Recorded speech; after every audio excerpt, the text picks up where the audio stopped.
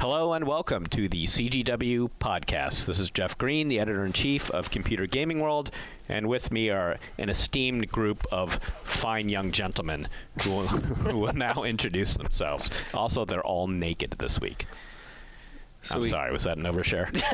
Dressed over here, Sean Elliott, previews editor for CGW. And standing in today, I'm Jason Cross from Extreme Tech. And wearing my Batman underoos, Darren Gladstone. And on the engineering tip over here, as usual, is Mr. Scott Asnault, or if you want to say it correctly, Asnault, right? I thought it was Asnut. All right, moving on. Sorry. Jason Cross, for those of you who don't know. Oh, boy. Scott's mad. Don't piss off the engineer. Sorry. Yeah, all of Darren's voice things now after this are going to be like up 2 octaves because he screwed with the engineer. For those who don't know, Jason Cross is Dr. Tech Medics in CGW. So he's guesting here on the podcast, but actually he's a regular Okay. CGW writer. Yeah, sort of. Sort of. So welcome, Doctor. Okay. We're gathered here today. We all just got back from the Game Developers Conference in San Jose, which is a yearly gathering of game developers, oddly enough. And the press usually crashes this show. We did this year. In years past, it was a little more geeky and sort of industry-oriented, and the press was kind of not really part of it. But now it's much more of a... It's a show. A schmoozy... I find it a lot more useful than E3, though. How come? Well, but that's not saying a lot, right? Well, that's true. That's true. I mean, they say E3 is supposed to be for the press and whoever, but it's just it's E3. It's like we've seen it all before we even get there. Right. Yeah. E3 is the EB employee, EB clerk convention now. Yeah. It's really an excuse for everyone to try to crash into the game industry. Yeah. But not that we have a problem with EB employees. No. We love you guys. This is their convention. So what did we see at GDC this year that was interesting, that we liked? Well, there was no real big announcement. Like every year, there's one big, huge announcement. There's no big, huge announcement this year. There was just a lot of good little sessions and stuff. And there was no magic revealed in the PlayStation conference. No big announcement on the Revolution in the Nintendo thing. Right. Will Wright's thing was just like always. Will Wright being brilliant as usual. Yeah, just reminding everybody he's smarter than you are, and you really feel kind of like an orangutan when you're done listening to him. Yeah, it's terribly entertaining though, isn't it? He's so good. He even makes PowerPoint fun, which is amazing. Yeah, I wonder how long it takes him to put those together. I wish an hour. Do you know if he makes those available? I wish he would. Yeah, it's so entertaining. Yeah. The Nintendo thing was interesting to me because I actually liked it. I thought he was a great speaker. Yeah. He's getting better every year too. Yeah. But it did seem like I kept waiting for the Revolution announcement, and then it never came. Yeah, nothing. Well, you're just a little biased because you're playing Brain Age all the time now. Brain Age rules. Yeah. Especially because I'm 26 in Brain Age, which is much younger than my real age, so that rocks. Young is good in Brain Age. You know what? That was cool. I liked that he talked about that game. I mean, he did exactly what his anecdote was, right? His anecdote was that they had come up with this game concept that was aimed at older people and non-gamers, say, right? And they tried to get this thing into the retailers in Japan and didn't have, and there wasn't much enthusiasm for it because it just sounded boring. Right. So they kind of seeded it, like made everybody play it, bring it home and give it to your families, and force the sales guys to play it before they would talk sales and stuff, you know. And sure enough, everybody dug it. Right. How tough is it to make a game like that for the PC, though? I mean, like, you see all these cool innovations. Nintendo comes up with these cool innovations, and I just say to myself every time, why don't we see more of those? But on the PC, that thing would be retarded, don't you think? Yeah, probably. I mean, but I'm not saying Brain Age per se. There's plenty of stuff like that. I mean, like if you look at the independent games that were at GDC. Absolutely. I want to see more of them. There's actually probably some more creative stuff on display. The thing about Brain Age, I agree. There's a lot more. I just want to see more of it. It's like something to do just when you're messing around waiting for, I guess it's just like it just seems like Brain Age is more mainstream, and like everyone's kind of accepting it because it's a portable console or something. I just wish that more of the indie games got the props they deserve. Yeah. Well, other than Brain Age, Did anyone see anything they liked at GDC? Well, it was good to see AGF's physics cards actually implemented in some degree. Yeah, those were actually pretty cool. Actually, the physics battles that's going on now is going to be ridiculous. This is going to, it's going to get to be over the next year or two that if your game licensed Havoc, then you'll get some acceleration through your graphics card, and if your game licensed physics from Aegea, then you'll get some acceleration from their physics card. But if I'm playing a Havoc game, licensed game, then my Aegea card sits there like a doorstop, and vice versa. And man, they just need to standardize this stuff because this is getting to be dumb. Eternal PC problem. Yeah. Right? But of course, on the other hand, it is cool looking stuff. Like once you have accelerated physics either through the graphics card or the other thing, it's like night and day. What's compared to what your CPU. But what games can do. are like going to take advantage of that? Well, Ghost Recon on the PC, Ghost Recon Advanced Warfighter, is like the first sort of big physics accelerated game. So what kind of things would you see? Like what would I notice if I put one of these in my PC and I booted up this game? Well, like explosions, more like physics everywhere in the world, basically. Yeah, I mean, a lot of the gameplay stuff isn't going to be there right away. It's going to be mostly eye candy stuff. So the truck blows up instead of just like an explosion, some dust and stuff. It's going to have doors and parts flying off and a much more impressive explosion and all that kind of stuff. Did any of you guys get to see Cell Factor at the show? Yeah. I mean, it's just basically it's just pretty much a one-level demo right now. But for those who remember the Havoc physics game PsyOps that came out on the PS2 and Xbox and all that stuff, it's kind of like it's like a first-person version of that. Really, and it's just you can manipulate anything in the environment, but it's taking advantage of the Aegea physics card. It was pretty cool, actually. Mm-hmm.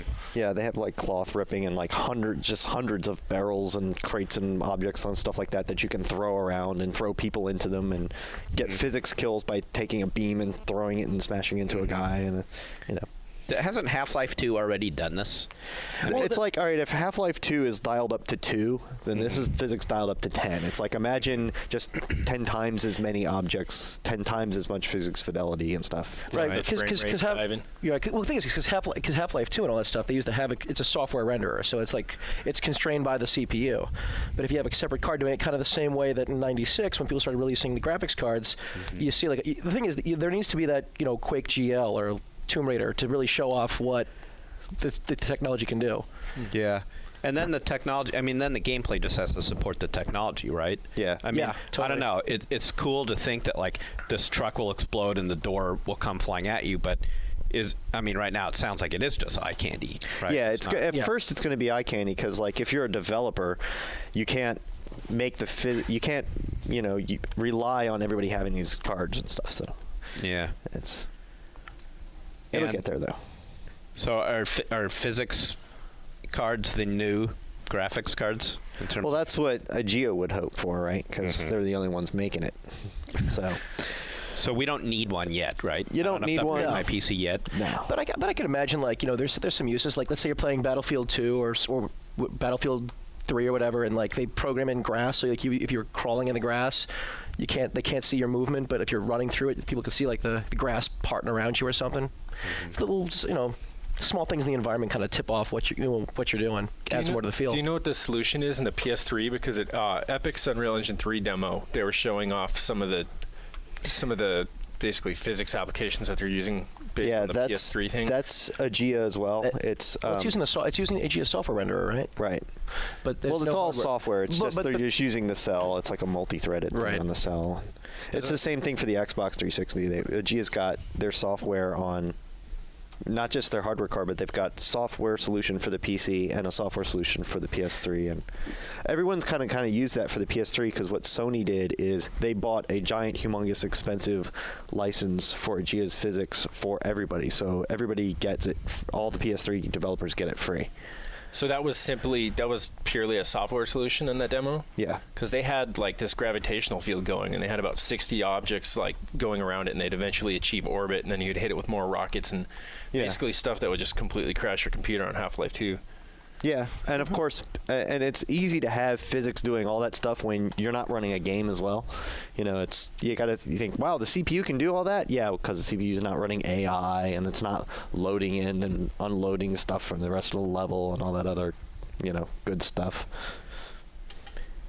So was that the big tech thing? Tech-wise, I think so. I mean, yeah, physics seemed to be sort of the big buzz thing.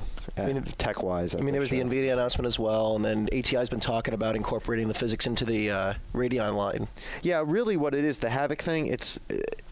NVIDIA made it sound like it's an NVIDIA thing. It's not really an NVIDIA thing. It's any shader Model 3 card will do the Havoc FX thing. NVIDIA's just been working really hard together with Havoc to optimize their drivers and get it working nice with SLI and everything. But now, what about sound, since we have Dr. Cross here today? There's not really been any new big announcements or advances. Didn't Razer make that announcement recently? They're going into the audio board business, which seems totally ridiculous. Yeah, Razer sent out this press release that they're making like the ultimate gamer sound card, that they went from scratch with an unlimited budget, and just like the hyperbole in this press release. And unlimited budget. I mean, didn't Creative put like what, $50 million into the X-Fi technology? At least, like yeah. It's whatever. It's just a ridiculous press release in general, and maybe the card will be great. I don't know. It's not coming out till like May or June or so. I still haven't set up a 5.1 system on my PC. I have one for my TV. Right. I still haven't set one up. I don't at have home or at work, and not for right. lack of free equipment, because we have it. I could if I wanted to. Right. Not to brag. It's just the way it is.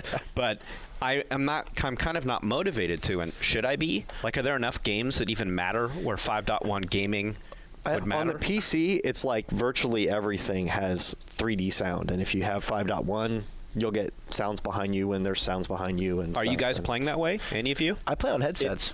Yeah, I would say, stuff like Oblivion, you're hearing the wind just like rush past you in all angles and going through the trees and stuff. But like Darren says, I play most of the time multiplayer games, and I have TeamSpeak on. And there's no way my girlfriend's going to tolerate hearing those guys yelling throughout the room. So she has to hear you one way, though. So she just hears me Come on, guys! Right. Let's hit this. That must be sexy for her to hear you. Oh, it's good. Like the champion we were listening to this morning from oh, my gosh. Let's hit that mob hard. So I wonder, that'd be a good statistic to know, like percentage of gamers who are playing on headsets, say, rather than speakers. I have no idea. I know. Yeah. At home, I just don't have room for 5.1 on both my TV and I just can't wire this crap into my room.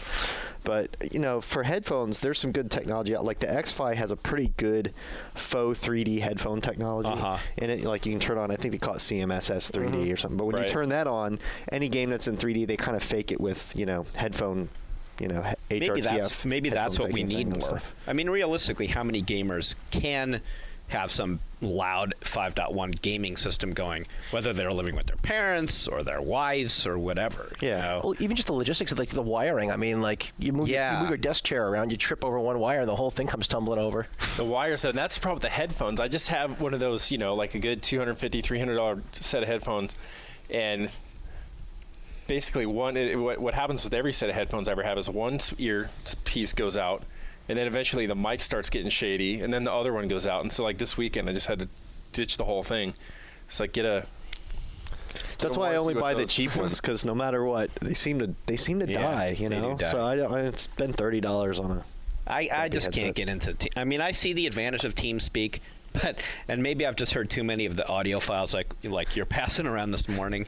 But I just feel like if I get in talking with other gamers in my games, I'm just gonna be annoyed and feel it's an interesting thing. It's like if it was like an Xbox Live scenario where you just are randomly hopping into a server and you see them flash their UR, their TeamSpeak IP, and you go in there. That's a whole. That's potentially a really awkward situation. I'm talking about where I have friends, old college friends, or dorkier friends I meet on message boards and stuff, and then we'll play regularly all the time, so we get along. We're used to joking around, but it can be awkward. Once in a while, it's we'll put an invite up on the CGW or the EGM forums, say, hey, come on, we're going to play some Battlefield or whatever, come in. And then there's always someone comes in, and they're sipping their Coke real loud, and oh, guy, and then they or they're eating the microphone. It's right on their mouth, and they're breathing into it all. Do you ever hear the sound of bong gurgles? No, I don't hear that. But I've heard that before. I'm playing Steel Battalion actually. There's guys that will there's always that awkward silent type. Yeah, you're sitting there talking to them, like Ryan. Right, like Ryan. And you say, hey, what are you doing? And it's just like. my grandma's sleeping, so I can't really be loud. It's time for my bath. Yeah, I don't see. I guess if I was playing with friends, Right. Yeah. and I knew them, I could see talking through a strategy or something. But I don't want to be talking to random. This gamers. is a good connection. Peter Moore was just in the office last week, and you spoke with him. Yeah. And it seemed that he was intimating that there would be on Vista some solution to networking gamers similar to what they have on Xbox Live. Well, I asked him to straight out, like, why can't we have Xbox Live on the PC? Yeah, PC Live or whatever. Yeah, and he wasn't opposed to it. I mean, it sounded like I should. You know what? Just create a big room I now. keep talking to guys like Chris Donahue over there and stuff, and every time you bring it up, they won't say no. They're kind of like winking and nudging and going, "Yeah, it'd be great if something like that was in the works." Yeah. Huh? So I think it's happening. I think they're working on it. And Yeah. there's gonna be some announcement at E3 or something. I don't know anything. They won't tell me. Right. This is not insider knowledge, but I bet it would It work makes just sense. the same, Makes wouldn't total it? sense. I was talking to Scott Henson about that from Microsoft over at GDC, and I was just taking a step further. Just why not have that Xbox Live Xbox Live PC cross connectivity, so I could be playing a PC game and talk to a buddy on Xbox Live. Right.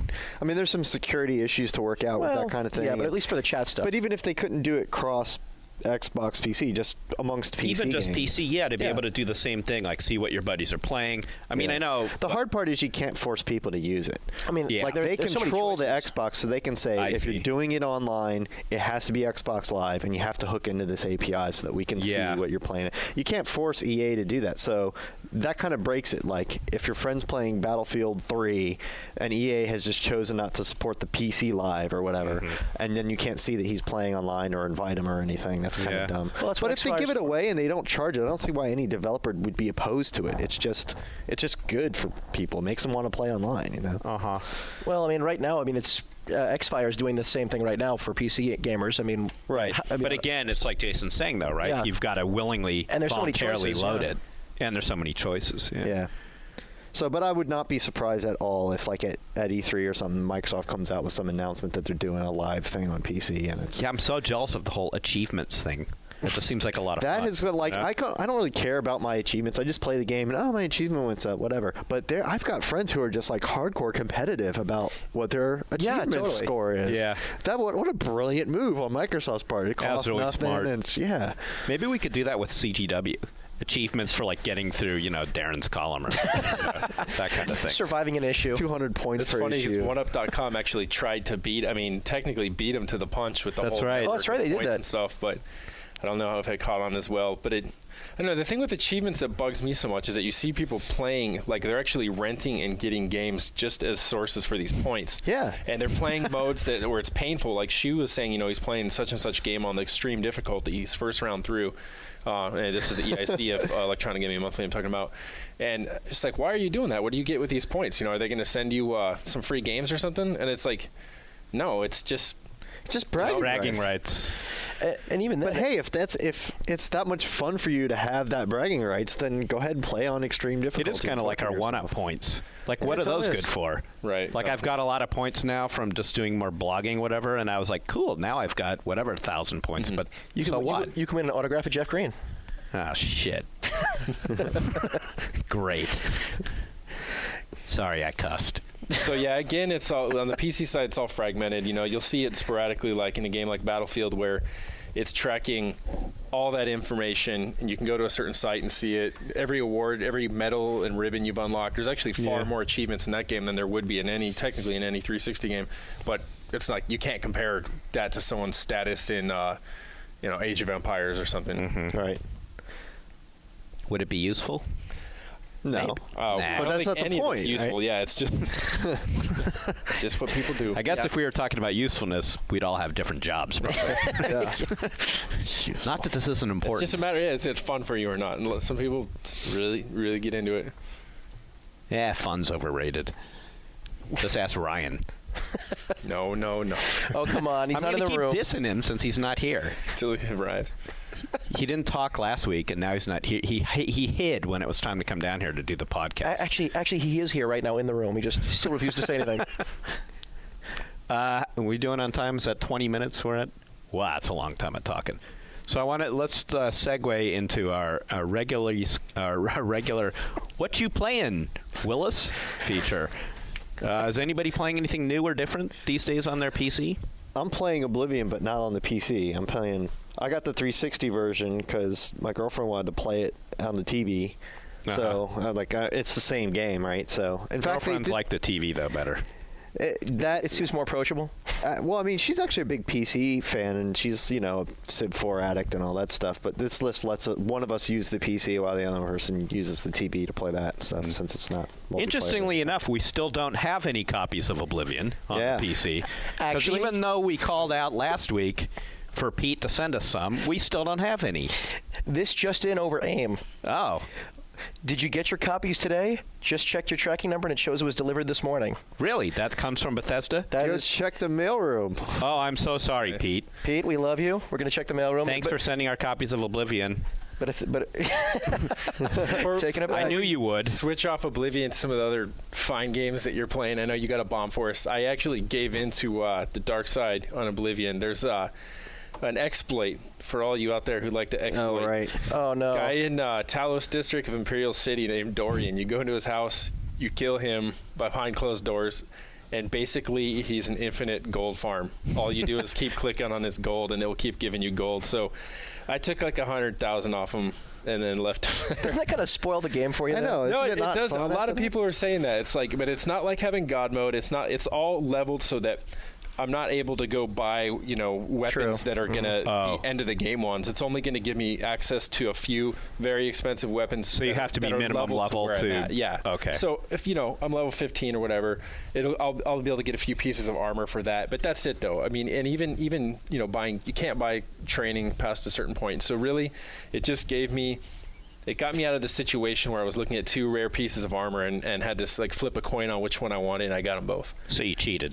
I exploited. That's a cheat. It's in the game. It's a feature. It's a feature. I didn't put codes in. I didn't open the console. There's no hot coffee. Oblivion. I just killed that dude, and he just happened to have a whole lot of money on him. Well, I played all weekend. I played something that I was anticipating hating. In fact, I actually installed it just so I could make fun of it. And then it turned out the joke was on me because I kind of liked it. And it was The Godfather. Sleeping. You sleep with the fish now, Jeff. Yeah. It's not great, but, didn't we all think it was going to suck? It just had the makings of just a completely bad idea to me. Right. Why would you make a game out of this movie? Well, it just looks like a, generic, yet another generic Grand Theft Auto with features stolen. Yeah, didn't they make The Godfather and call it Mafia? Yeah, exactly. Yes. That's exactly what I was thinking as I was playing it. And yes, it's completely a GTA ripoff, right down to, getting the missions, the freeform city. And the other stuff that's supposed to be unique to it is stolen too. Like, say, the coercion system is right off of the Punisher game that was on Xbox and PS2, where it's context-based. You take someone and put their head in the fryer and okay, I never played that. So basically, all of the features that they're listing as being, the unique things that make this game all come from somewhere else, from a game in the past, 4 years. Right. Maybe I liked it only because it didn't suck as bad as I thought it would. My expectations were so low. Yeah. And did you buy it? That's a key thing. Did you pay money for it? Hell no. Okay, because I was saying maybe you could be at that point. Some people get in that situation where it's like, I just spent $50 on this. It must be if good. I don't like it. Yeah, right. Make yourself like. Had I paid for this? Yeah, I don't know. So how much did they put into this? I forget. I know they spent some exorbitant amount of money to put this game together. Was it like $40 million or something? The license was expensive to begin with. Yeah. And I'll tell you, some of the voices and some of the physical characteristics, like the Abe Vigoda character, are amazing. It looks just like Abe Vigoda. If that matters to you, what you want out of your gaming is a realistic Abe Vigoda. As a big Fish fan, I had to give respect. And the James Caan character, but the Michael Corleone character. I know that they had problems with the contract with Al Pacino, so he ended up not doing the voice. But now I'm wondering if they had to change his appearance, because it doesn't look anything like Al Pacino at all. It's like some random dude, and he's kind of the main character, right? I bet that is because using a likeness has to be licensed. That's true. For the famous actors and stuff. So if he wouldn't do the voice, I bet he wouldn't own his likeness or whatever. So that sucks. But I'll tell you what I did like. I like that there's this kind of sort of clever Rosencrantz and Guildenstern theme running through it, in which, you're the guy who, everything that happened off stage in the movie is what you're doing in the Godfather game. Cleaning up the horse head from the back. Right, Yeah. so you're getting the horse's head. You're the guy who puts the gun in the bathroom for Michael Corleone to knock off, was it Sollozzo?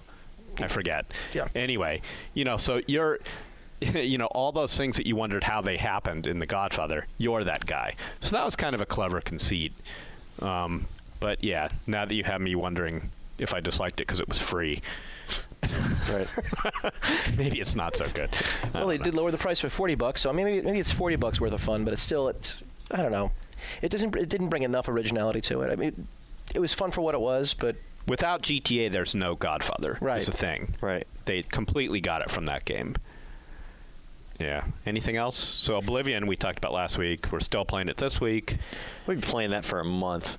We'll be playing that so for many 4 months. so mods many are already starting to hours appear, into too. it. Yeah. The mods are starting to appear for the PC version. Little Yeah. tweaks here and there, but there's some cool stuff. So are we already seeing the game of the year? Not that we pass out that award anymore. You guys still need to play it, but I think you've seen a definite contender. I mean, definitely. Like, It's you pretty can't have great. a discussion without It's got so many, like, anytime they try and do these big expansive worlds, they always have all these little flaws, like all these, this thing's broken or that thing's buggy or the AI doesn't do this or something. But you can't stop playing it. It's it's completely absorbing. What's amazing to me is that the older Elder Scrolls games, Arena, Daggerfall, and Morrowind was a little more mainstream, but Daggerfall and Arena were hardcore RPG games that only real RPG geeks would play. But Oblivion is having this real mass, it's kind of the game that all gamers want to play, regardless of genre, regardless of platform. It's just kind of neat the way Bethesda sort of has come around into the mainstream. kind of like how basically how KOTOR was kind of like a really hardcore RPG just dressed up differently. Yeah.